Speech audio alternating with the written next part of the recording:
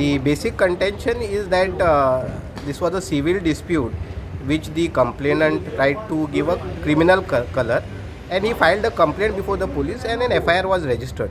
We have filed for quashing, saying that this is a civil dispute which is sought to be clocked with a criminal color, and therefore the F.I.R should be quashed. Today the Honorable High Court has heard the argument and reserved the matter for judgment. Our contention before the court is that we are the actual owners of the property, and without our consent this land grabbing has taken place, by which, taking advantage of the fact that he resides abroad, his property has been sold, and there are no permissions or any sort of for this plotting that has taken place, and the false representations have been made in the sale deeds and the power of attorney which have been used, and therefore all this amounts to fraud on part of the accused, and therefore the FIR should be sustained. So according to you, who are the accused?